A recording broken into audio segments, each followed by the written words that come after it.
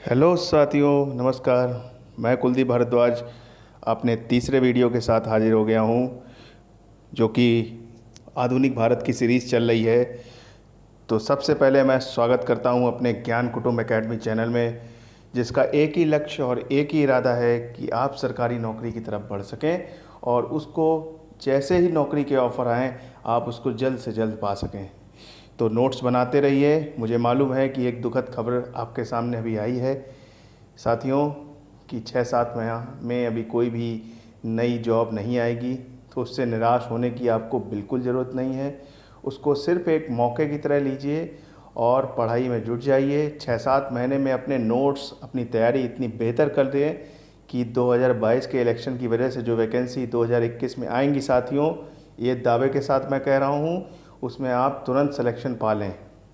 आप अपने जीएस के पोर्शन को, मैथ के पोर्शन को, जो आगामी परीक्षाओं में आते हैं, उनको इतना मजबूत कर लें कि आपको आने वाली समय में तैयारी की ज़रूरत सिर्फ ना पड़े, केवल रिवीजन की ज़रूरत पड़े।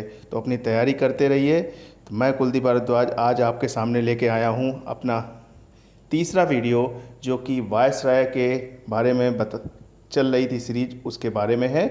तो आइए आज शुरू करते हैं आधुनिक भारत का इतिहास भाग 3, भारत के वायसराय भाग खा। भाग खा मतलब, जब हम लोगों ने पहले वाले में देखा था कि वायसराय कहाँ तक देखे थे, आपको मालूम है।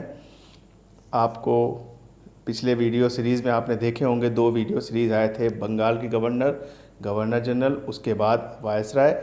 अब आज वहाँ के आगे के जो वायसराय बसते हैं वो है लॉर्ड कर्जन, जिसका कार्यकाल था 1899 से 1905।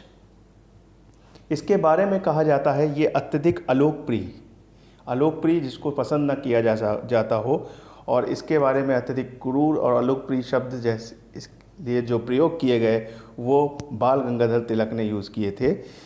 तो इसके बारे में ऐसे क्या चीज़ें थीं, आइए जानते हैं। बंगाल का विभाजन सन 1905 में इसके समय हुआ, जिसका निर्णय 19 जुलाई को लिया गया और 16 अक्टूबर से ये प्रभावी हुआ। साथियों, आप जानते हैं बंगाल का विभाजन बहुत ही इम्पॉर्टेंट क्वेश्चन है। 1905 सन आपको याद रखना है, लेकिन मैंने 2 तारीख डाली हुई हैं। UP triple SC lower PCS का एग्ज़ाम जो अभी 2018 का हुआ था 2019 में, उसमें ये क्वेश्चन पूछा गया था सितंबर माह में कि जो बंगाल विभाजन है उसका निर्णय कब लिया गया। तो 4 ऑप्शन थे उसमें, अक्टूबर के 1905 से रिलेटेड। अक्टूबर क्या मतलब, अलग अलग माह के, जुलाई, जून, फरवरी। तो जिसको अक्टूबर नहीं पता होगा, 1905 सिर्फ याद करके गया होगा, उसको ये क्वेश्चन गलत होने की संभावना बढ़ जाती है। तो 16 अक्टूबर 1905 को इसका निर्णय लिया गया था, इसलिए मैंने ये तारीख डाली हुई है। आइए आगे देखते हैं। 1904 में भारतीय विश्वविद्यालय अधिनियम पारित हुआ। भारतीय विश्वविद्यालय अधिनियम 1904 में कुछ नए नियमों के साथ, हम लोग देख रहे थे हंटर आयोग, मैकाले, ये सब शिक्षा में अनेक सुधार कार्यक्रम चलते रहे, वुड चार्ट 1854 वगैरह, ये सब जो चीज़ें आई, उसके बाद अधिनियम आया विश्वविद्यालय को लेके। वो किसके समय पारित हुआ? 1904 में लॉर्ड कर्जन के समय ही पारित हुआ। और इसके समय एक अकाल आयोग का गठन हुआ। ये ऑब्जेक्टिव क्वेश्चन में आपको देखने को मिलेगा कि अकाल आयोग का गठन पूछा नहीं जाएगा। अकाल आयोग का गठन तो तरह तरह के समय में होता रहा है, लेकिन इसका अध्यक्ष पूछा जा सकता है लॉर्ड कर्जन के समय कौन था। वो है मैकडॉनल्ड। मैंने बुक्स में इस ऑब्जेक्टिव को देखा था तो मैंने इसमें डाला है कि मैकडॉनल्ड इसका अध्यक्ष था। और साथ ही साथ सिंचाई आयोग का गठन इसके समय हुआ, उसकी अध्यक्षता सर कॉलिन और स्कॉट मॉन्क्रीक ने की थी। तो आपको ये भी याद रखना है कि सिंचाई आयोग का गठन भी इसके समय हुआ, सर कॉलिन और स्कॉट मॉन्क्रीक की अध्यक्षता में। 1902 में पुलिस आयोग का गठन भी इसके समय हुआ। तो ये पूछा जा सकता है कि पुलिस आयोग का गठन किसके समय हुआ है? 1902 में लॉर्ड कर्जन के समय। साथ ही साथ 1902 में टॉमस रेले विश्वविद्यालय आयोग की स्थापना हुई है। तो टॉमस रेले से संबंधित विश्वविद्यालय का गठन जो है 1902 में इसके समय ही हुआ। आइए आगे देखते हैं। अगला वायसराय है लॉर्ड मिंटो, जिसका कार्यकाल है 1905 से 1910। इसके समय में महत्वपूर्ण तथ्य इस प्रकार है। 1906 में मुस्लिम लीग की स्थापना हुई। मुस्लिम लीग आप जानते हैं, बहुत सुना होगा आपने, जिन्ना के संबंधित। मुस्लिम लीग की स्थापना जो एक्चुअली हुई 1906 में हुई। तो बहुत इंपॉर्टेंट एक क्वेश्चन बनता है कि मुस्लिम लीग की स्थापना कब हुई? 1906 में। तुरंत आपको ये नोट्स में नोट करना चाहिए इस पर्टिकुलर वायसराय के अंदर में 1906 में मुस्लिम लीग की स्थापना की। किसने की? आगा खान ने की। किसने की? आगा खान ने। ठीक है, तो मुस्लिम लीग की स्थापना आगा खां द्वारा 1906 में। 2 क्वेश्चन ये हुए, और किस वायसराय के अंडर में हुई? लॉर्ड मिंटो के। आगे चलिए, 1907 में कांग्रेस का विभाजन। कांग्रेस का विभाजन बहुत ही फेमस। 2 विचारधाराएं कांग्रेस के समय हम लोग देखेंगे जब उसके बारे में समझेंगे कि कब स्थापना हुई कांग्रेस की, राष्ट्रीय कांग्रेस की 1885 में। उसके बाद कैसे कैसे विचारधाराओं में बंटवारा शुरू हुआ। तो जो अंततः बंटवारा हुआ कांग्रेस के विभाजन के नाम से 1907 में, एक इम्पॉर्टेंट क्वेश्चन के रूप में कांग्रेस का विभाजन 1907 में नरम दल और गरम दल के रूप में हुआ। तो साथियों, एक बहुत ही इम्पॉर्टेंट क्वेश्चन यहाँ से बनता है कि 1907 में कांग्रेस का विभाजन हुआ, साथ ही साथ कैसे हुआ? नरम दल और गरम दल के रूप में। 1909 में मार्ले मिंटो सुधार हुआ, जिसमें कि क्या किया गया? सुधार देश के लिए नहीं था, मुस्लिम के लिए पृथक निर्वाचन की व्यवस्था करने के लिए। तो एक तरीके से देखा जाए आंशिक बंटवारा शुरू कर दिया गया था, हिंदू मुस्लिम को देश में तोड़ने का जो सोच पैदा करी गई 1909 में, जो कि काफ़ी गलत तरीका था। मुस्लिमों के लिए प्रथम निर्वाचन आयोग, यानी 1909 में मार्ले मिंटो सुधार आया, लेकिन किस लिए आया? मुस्लिमों के लिए पृथक निर्वाचन के लिए। साथ ही साथ अगले तथ्य की तरफ बढ़ते हैं। गवर्नर जनरल की काउंसिल के एसपी सिन्हा की नियुक्ति हुई। उस समय एक गवर्नर जनरल की काउंसिल में एसपी सिन्हा की नियुक्ति करी गई। एक काउंसिल थी, तो उसमें पूछा जा सकता वे भारतीय कौन थे जो गवर्नर जनरल की काउंसिल में थे? वे थे एसपी सिन्हा। आइए अगले वायसराय की तरफ बढ़ते हैं। लॉर्ड हार्डिंग सेकंड 1910 से 16।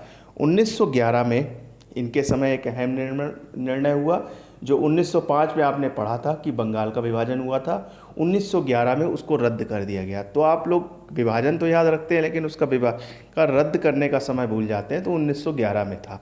दिल्ली दरबार की एक बैठक हुई थी, जिसमें कि 1911 में डिसीजन लिए गए। 1912 में बिहार एक पृथक राज्य के रूप में उभरा। साथ ही साथ जो हमारी राजधानी जो दिल्ली थी, वो पहले दिल्ली नहीं थी, पहले बंगाल प्रेसिडेंसी से सब कार्य होते थे। मद्रास, फिर मुंबई, ऐसे उन्होंने कार्य क्षेत्र बढ़ा के पूरे भारत पे कब्जा किया था। और जो अपनी दिल्ली राजधानी है, वो बेसिकली यहीं से बनना साथियों स्टार्ट हुई।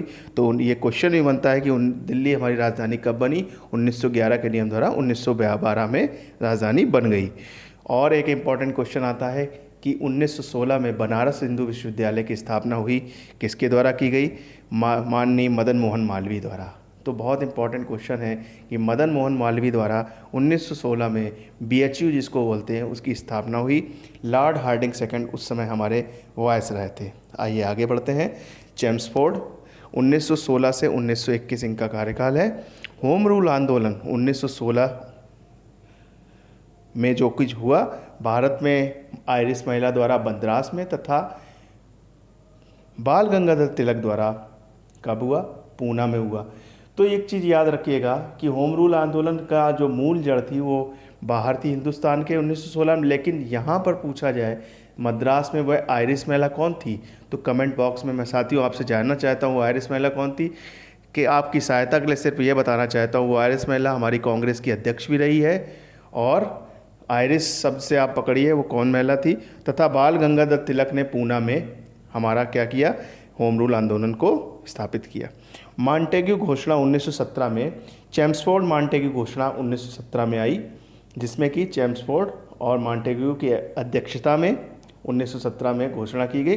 उसमें कुछ नियम थे। जब मैं आपको विस्तार में आधुनिक भारत के कुछ और तथ्य बताऊंगा उसमें मैं बताऊंगा इसको। 1919 में एक इम्पॉर्टेंट क्वेश्चन बनता है रॉलेट एक्ट। सबसे पहले तो यही याद रखना है आपको, जैसे कि मॉन्टेग्यू चेम्सफोर्ड का 17 है, 19 याद रखना है आपको। रॉलेट एक्ट जो कि एक काला कानून था। काला कानून इसलिए कहा जाता है कि उसमें बिना दलील के ही आपको, कोई बिना बात सुने ही आपको गिरफ्तार कर लिया जाएगा अगर आप अंग्रेजी सरकार के विरुद्ध कोई भी कार्रवाई करते हो, कुछ भी छापते हो, कुछ भी लिखते हो या कोई भी ऐसा क्रियाकलाप करते हो तो आपको बिना दलील के गिरफ्तार कर लिया जाएगा।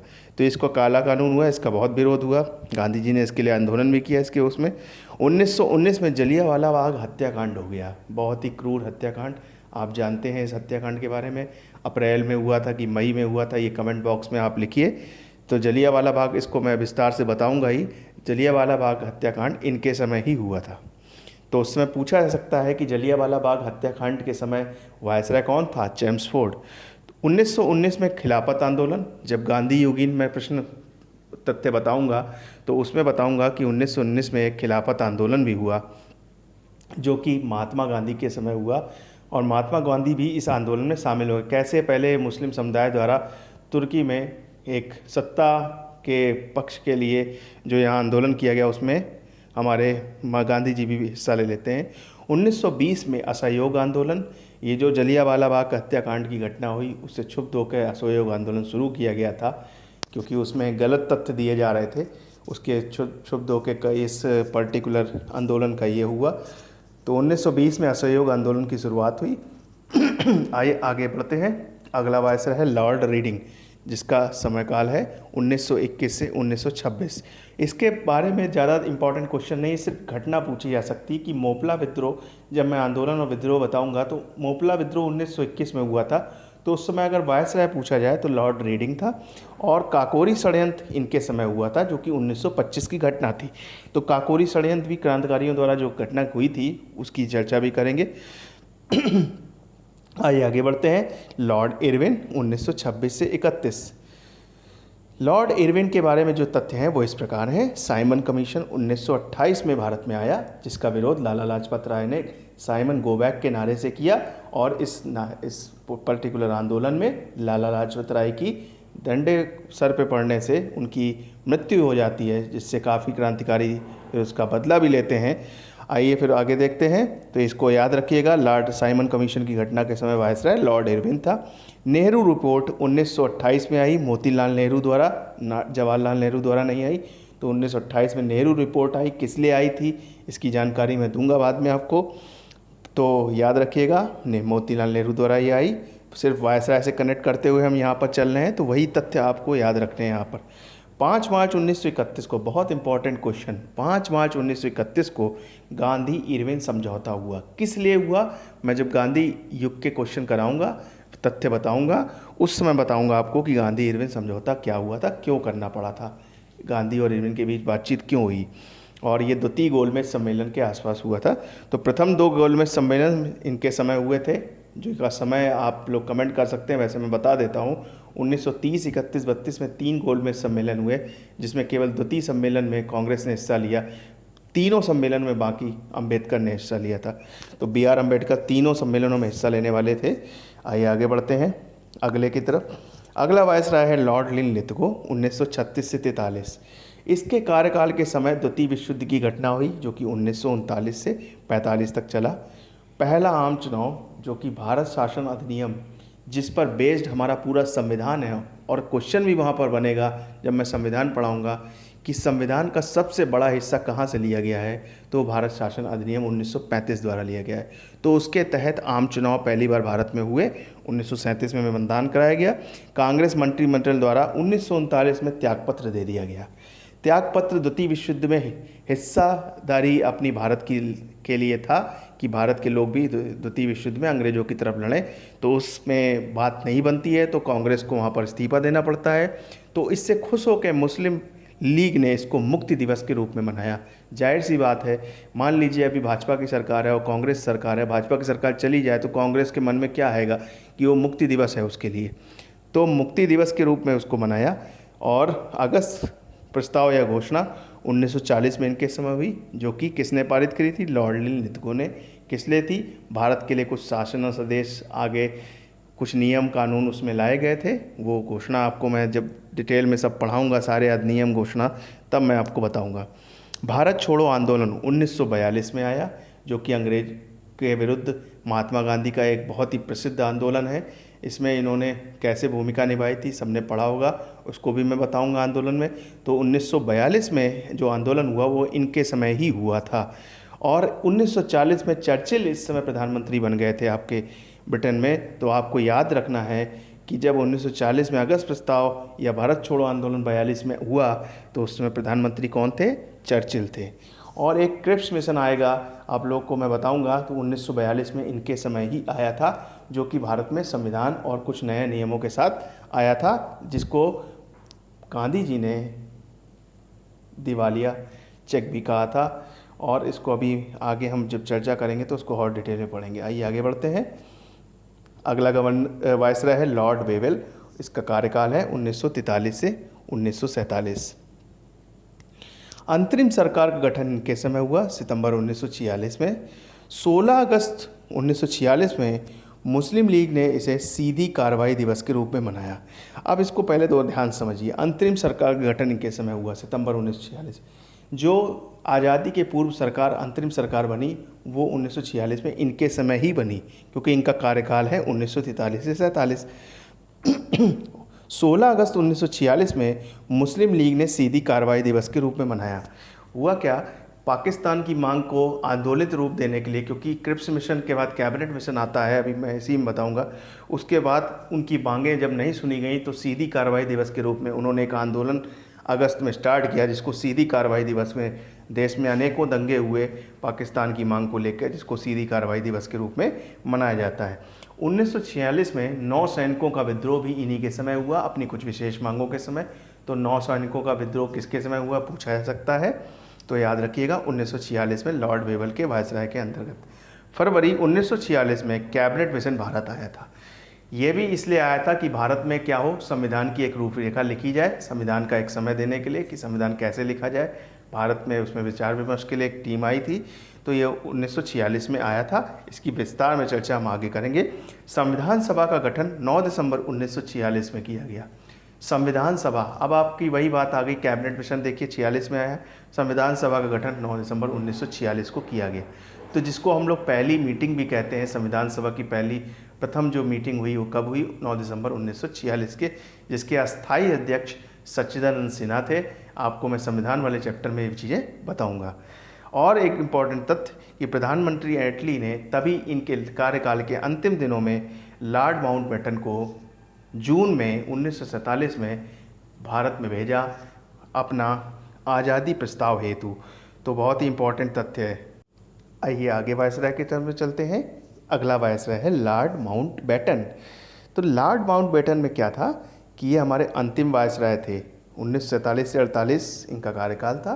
तो आपसे पूछा जाए भारत का अंतिम वायसराय कौन था, तो अंतिम वायसराय आपके कौन थे, लॉर्ड माउंटबेटन। तथा आज़ादी के बाद इनको प्रथम गवर्नर जनरल बनाए गए। तो वायसराय का पद समाप्त होता है, आज़ाद हो जाता है भारत, तो उस समय प्रथम गवर्नर जनरल के रूप में इनको फिर से पद दिया गया, जब तक पूर्णतः अंग्रेज वापस नहीं चले गए। माउंटबेटन योजना इनके द्वारा लाई गई थी एटली प्रधानमंत्री के कहने पे, जिसके द्वारा देश को आज़ादी मिली। जुलाई में प्रस्तावित होकर 1947 15 अगस्त को पूर्णतः देश हमारा आज़ाद हो गया। आइए अगले गवर्नर जनरल वायसराय की तरफ बढ़ते हैं, सी गोपालाचारी, जिसका कार्यकाल है 48 से 50। अब आप सोचिए देश यहाँ पर आज़ाद हो चुका है, तो ये स्वतंत्र भारत के द्वितीय गवर्नर जनरल। द्वितीय क्यों, क्योंकि प्रथम आज़ादी के बाद माउंटबेटन ही थे, तथा अंतिम गवर्नर जनरल भी इनको हम कह सकते हैं द्वितीय। और अंतिम, इसके बाद कोई गवर्नर जनरल नहीं हुआ। संविधान के बाद प्रधानमंत्री, राष्ट्रपति, राज्यपाल, ये सब पद फिर प्रमुख हो गए, ये सब पद हमारे समाप्त हो गए। और इनको प्रथम भारतीय गवर्नर जनरल भी कहा जाता है, क्योंकि इससे पहले जितने भी थे सब अंग्रेज थे। तो साथियों, ये वीडियो मेरा समाप्त होता है और आपसे सिर्फ एक निवेदन, एक आशा करना चाहूँगा। साथियों, प्लीज़ मेरे इस चैनल को जितना ज़्यादा आप सब्सक्राइब करें, अपने दोस्तों, मित्रजनों, भाई बहनों जो तैयारी कर रहे हैं उनसे शेयर करें, साझा करें। ज्ञान कुटुंब एकेडमी आपका इस तरीके का व्यवहार पाके और मोटिवेट होगा, और जितना अच्छा से अच्छा मैं आपको मटेरियल दे सकता हूँ वो मटेरियल दूंगा। और मैं अब कोशिश करने वाला हूँ कि आपको बोर्ड पर अच्छे से मैटर दे के अच्छे से पढ़ाऊँ, तो मैंने उसकी व्यवस्था भी करना स्टार्ट कर दिया है। हो सकता हो अगले हफ्ते तक मैं आपको बोर्ड पर नए लेक्चर्स के साथ मिलूं। तब तक के लिए आप लोग इन वीडियोस को देखिए, गवर्नर जनरल वायसराय के नोट्स बनाइए, रिवीजन करिए। जब मैं बोर्ड में आपको पढ़ाऊंगा तो और भी ऑब्जेक्टिव क्वेश्चन दूंगा। और आपसे एक ही निवेदन है, पैनिक होने की ज़रूरत नहीं है, इसको सिर्फ मौके के रूप में देखिए। 7-8 महीने अपनी तैयारी भीषण तरीके से करिए कि जैसे ही 21 में नौकरी के आवेदन आए आप उसमें सिलेक्ट हो जाएं। आपके पास सिर्फ करंट अफेयर्स पढ़ने का सिर्फ उस समय टाइम हो, उसको भी देखते रहिए रोज़ का रोज़, लेकिन आपके पास ये सब चीज़ें उस समय सिर्फ रिवीजन के रूप में रहें, ताकि आप उसको और मजबूती से जाके एग्ज़ाम में दे पाएँ। क्योंकि आप एग्ज़ाम समय में ज़्यादा पढ़ते हैं, प्रेशर में आप चीज़ें गलत कर देंगे, तो उसको अभी से स्ट्रॉन्ग करिए। आपका बहुत बहुत धन्यवाद। अपने माता पिता का ध्यान रखिए, माता पिता दोनों का ध्यान रखिए। ओके भाइयों, धन्यवाद। जय हिंद, जय भारत, भारत माता की जय।